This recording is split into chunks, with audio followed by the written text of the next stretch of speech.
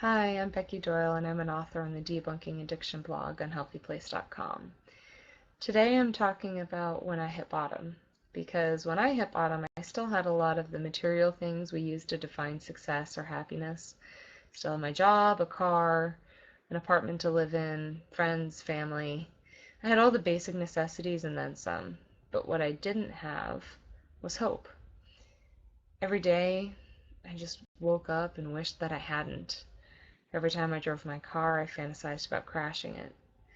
The mere act of living felt like it was too much work, with not enough gain, and I was so tired of dealing with it.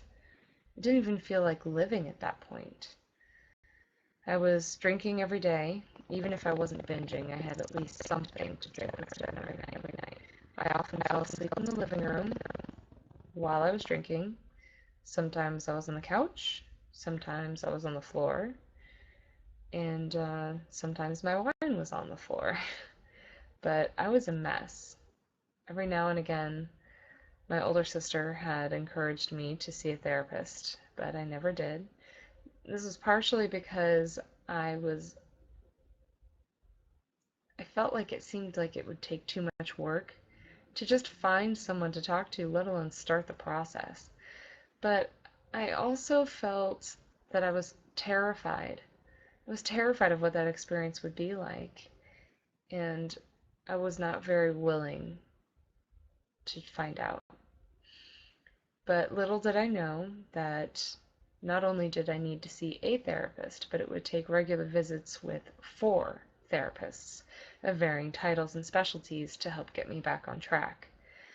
So after I finished a stint in the hospital and a 28-inpatient rehab program, I started seeing a psychiatrist, a psychologist, a social worker, and I had weekly follow-up sessions with my rehab counselor.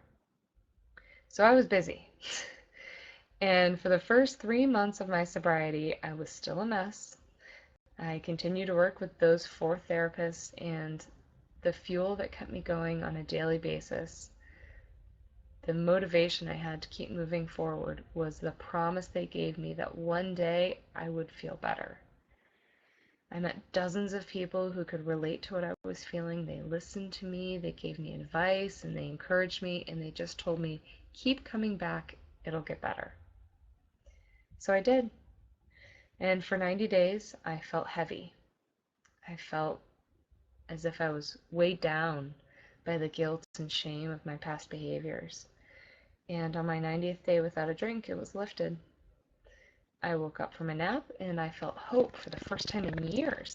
I didn't crave a drink, I didn't want to die, but I didn't do anything remarkable or different that day. I still can't help but think that the sudden relief I experienced came about as a result of having worked so hard for several weeks before. Some of it may have also been biological, but I'm not sure I'll ever really know. I'm just grateful that I stayed sober long enough to experience it. And if you're struggling right now, I hope you stay sober long enough to experience what I did, because it can happen for you too.